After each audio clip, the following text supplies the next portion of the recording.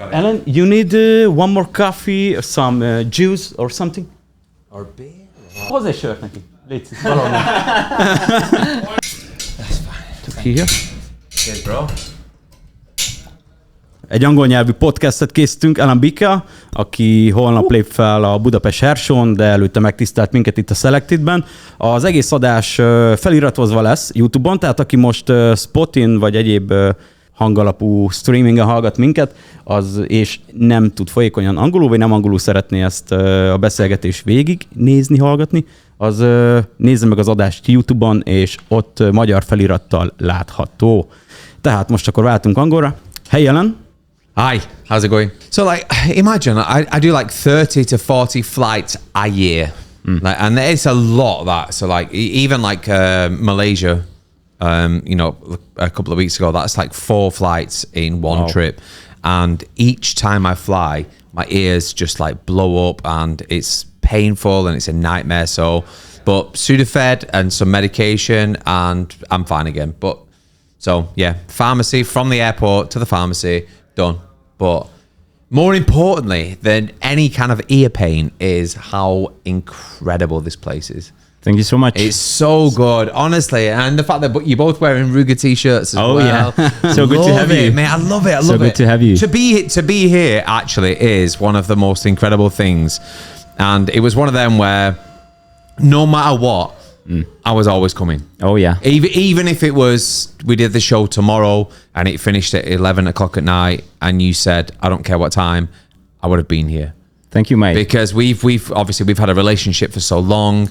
You guys are obviously the distributors of Hungary, and we have such a good relationship. And I think the best thing about things like social media and the best things about Instagram and our industry is building relationships, because without those relationships, you don't grow. Oh yeah. Whereas when you do have the relationships, that's how you do grow. And you people are the fucking absolute personification of that.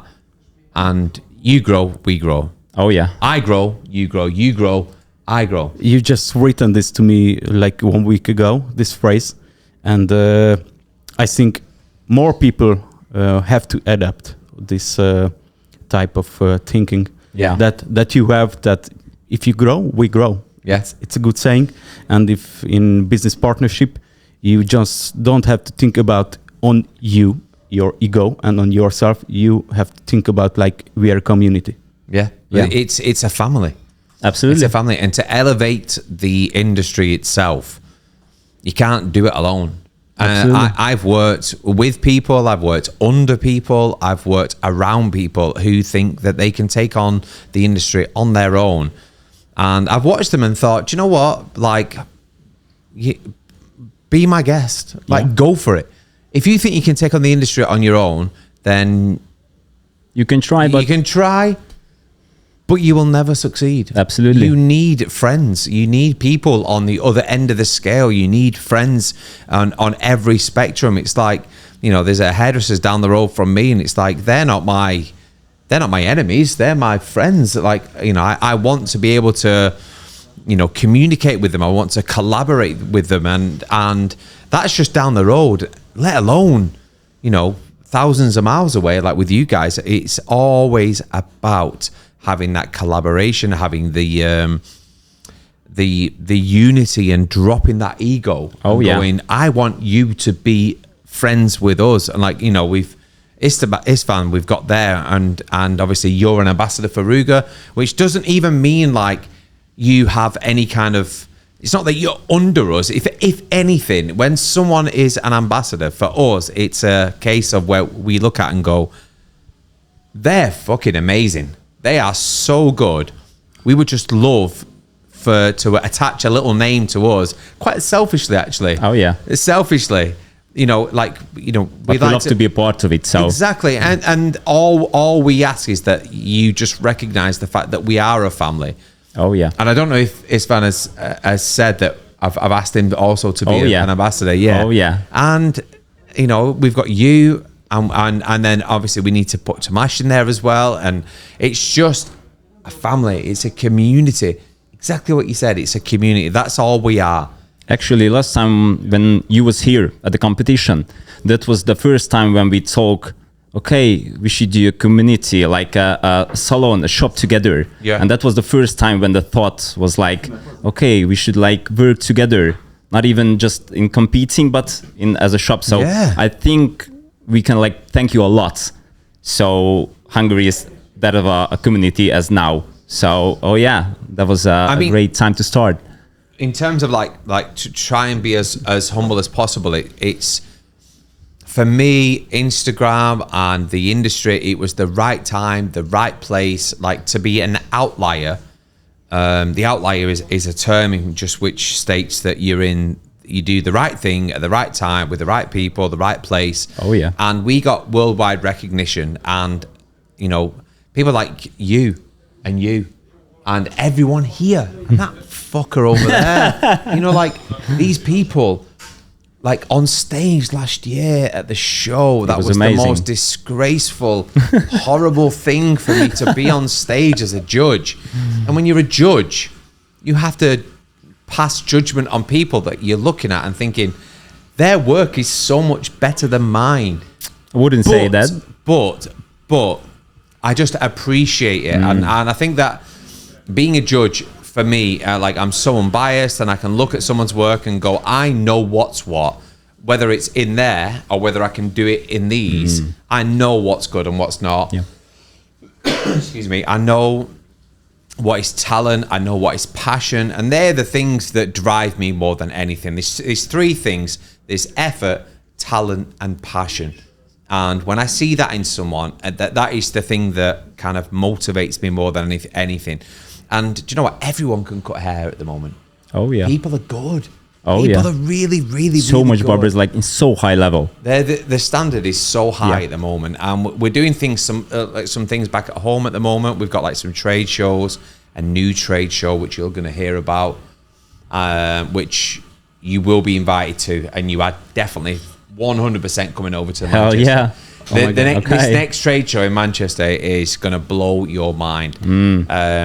And it's all about elevating the industry. And it's not based on politics. It's not who kisses ass the most. It's not based on who has the most followers on Instagram. It's based on who puts in the most effort, who has the most passion, and who has the most talent. And that's it. And do you know what? When every single time I've been here 3 times, and I've speak to you guys we speak on a weekly basis. And do you know what? Yeah. Whenever someone says to me, like, you know, country wise, and I'm like, every single time it's like Hungary's where it's at the moment, because the work that's coming out of here, obviously you've got all of you guys, and you've got Herb, and you've got like so many people. And it scares me, actually. It scares me. I keep thinking to myself, I need to go into a managerial role. I need to become an agent. Oh, yeah. You have one of the most follower-based, one of the most influential barbers on the market. And if we talk with you always, I feel you are just the same guy as us. So how you keep your humility in the industry like this? It's never, ever letting your ego get the better of you. It's a case of, I never thought I'd get to the place where I would be right now, and I am a optimist. I'm very optimistic. I'm always thinking, you know, the best. I'm very, very positive thinking. And when I was probably 21 years old, when I first started cutting hair, somebody said to me, what is it you do? And I was like, I'm a barber. And you're like, oh, right, okay. And you know, like we're talking like 18 years ago, 17 years ago, it was quite a low level job. Yeah, no big deal. No, it's no big deal. You're a barber, you cut hair. Everybody can cut hair. You might as well be a bin man. Might as well sweep streets. Yeah. It's the same thing. Has it changed? Yes.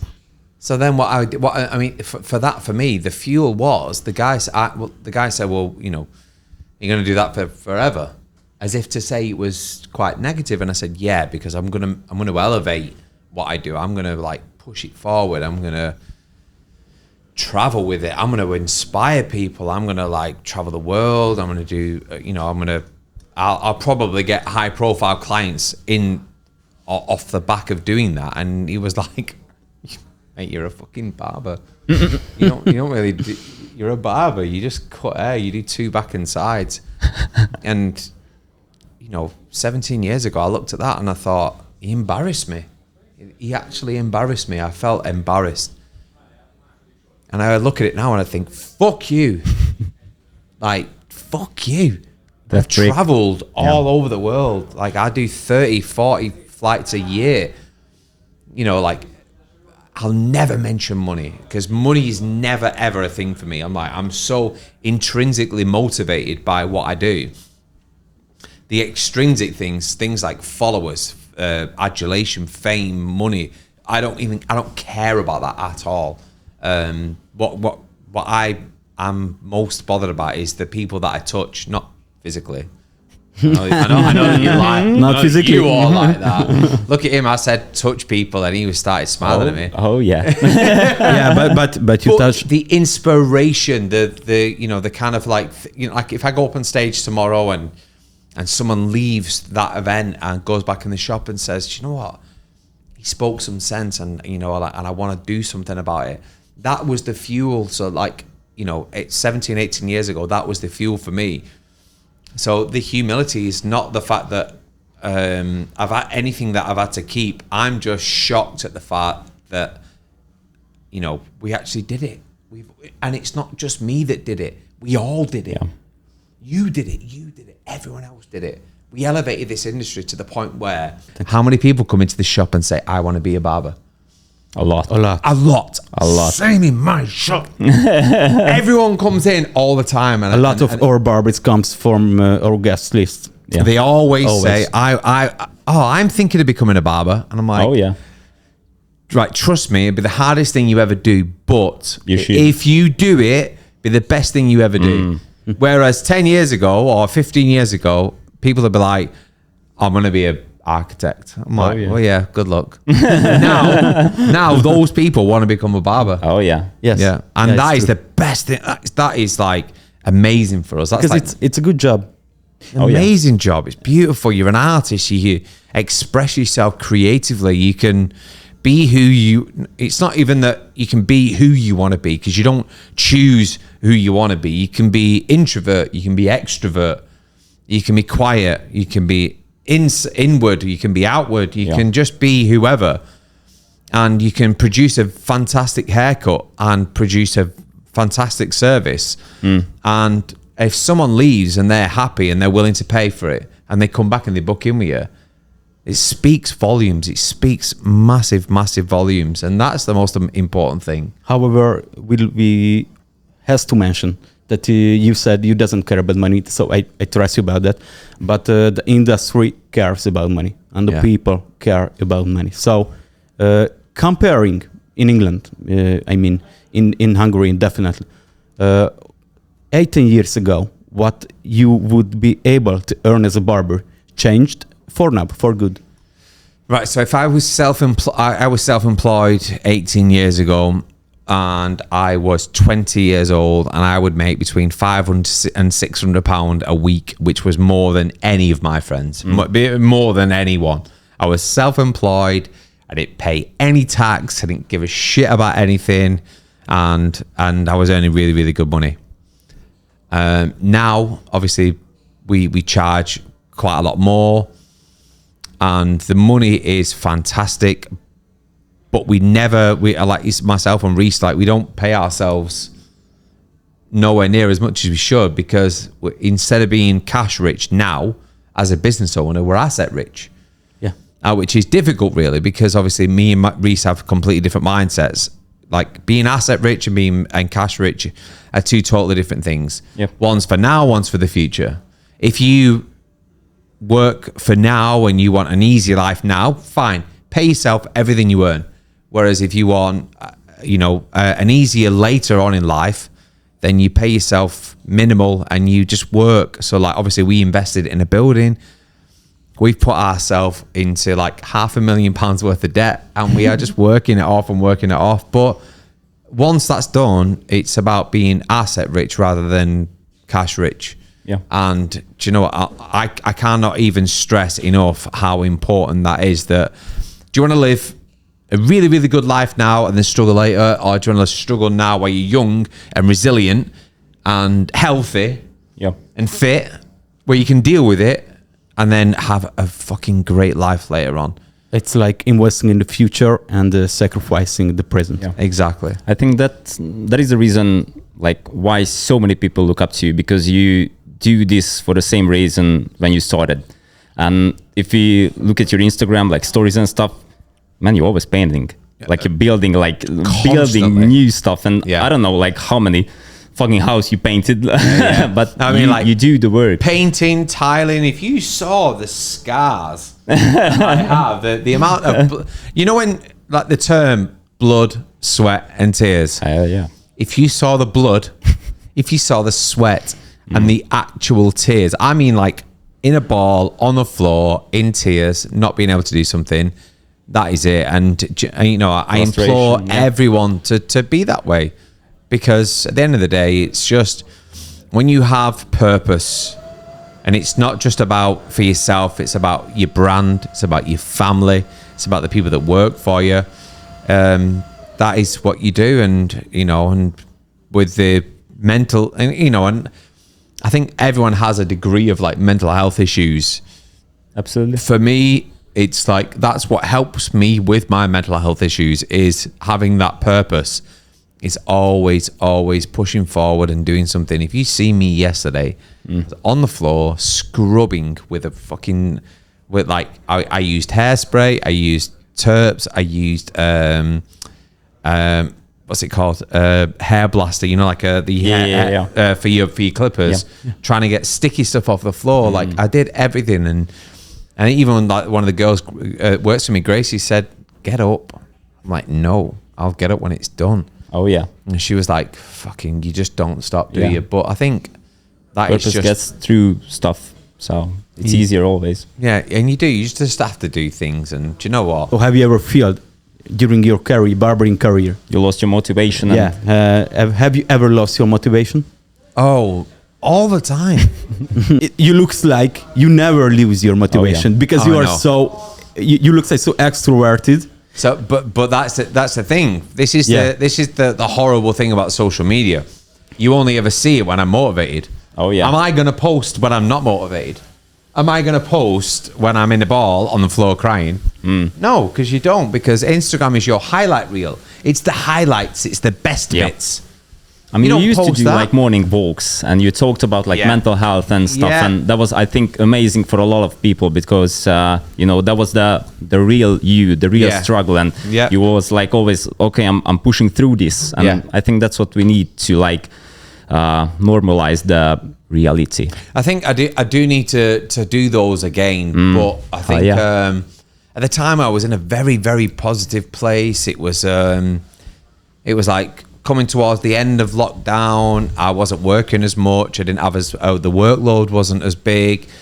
I was seeing my family a lot more. I spent a lot more time with my kids. I was in a very, very happy place. I'd wake up in the morning. I'd do my morning walk. I'd do my cold water plunges. I was in a very, very good place back then. So then doing the morning talks were easy, whereas now it's like, it is very stressful, but I don't always keep that motivation. I can't. You can't keep the motivation.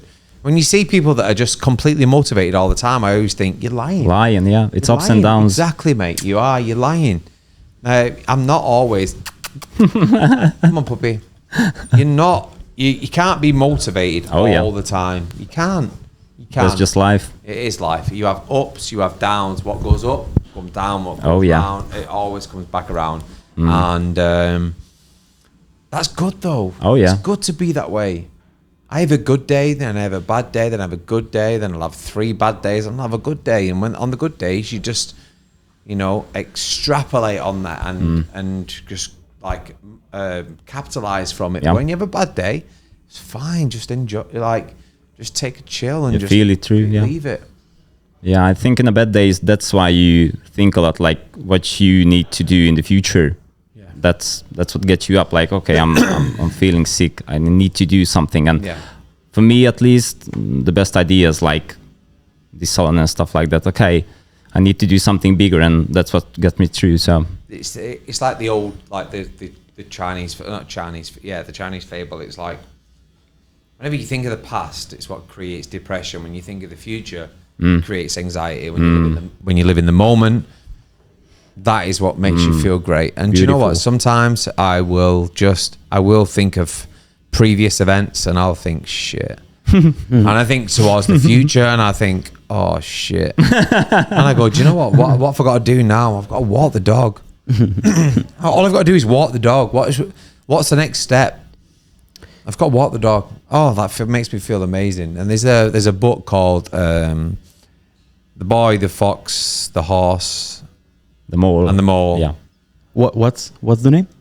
The fox, the boy, the mole, and the horse. Yeah. Oh, couple animals. Couple of and animals. A boy. The author's called Charlie Mackesy, and it's the most beautiful book. It's a children's book, but it's like, and basically, the boy says to the horse, "I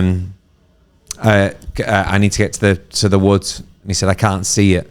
And he said, "Can you see your feet? Can you see your foot? Can you see the next step?" And he said, "Yeah." And he says, "Just take that." And that's all you got to do. Just take one step at a time. And that is it. And honestly, when I have bad days, I just think, take the dog for a walk. Come home. Make the kids dinners for the school. Go to work. Do one client at a time. Do what you can. Because if it's a problem on Monday, the problem will still be there on Tuesday. There's fuck all you can do about it. Just chill. Just chill. True. Yeah, I love that. Love that answer. How do you handle the business pressure? Very badly, actually. Very badly. There are 4 rules in life, which is obviously 4 rules in life is like never take anything personally. Always be true to your word. Oh, I'm not going to get these. Who said it? The 4 rules? No, it's a book. Have you got your phone on you? No. The four agreements, and I always remember these years ago, and I lived by them for years and years and years. And to be fair, I've not spoken about them for a long time because I've just kind of like been going on with it. So the 4 agreements of life is always be impeccable with your word. If I say to you, I'm going to do something, I will do it. I'll never, ever, ever displace myself. I will never take myself away from anything that I say that I am going to do.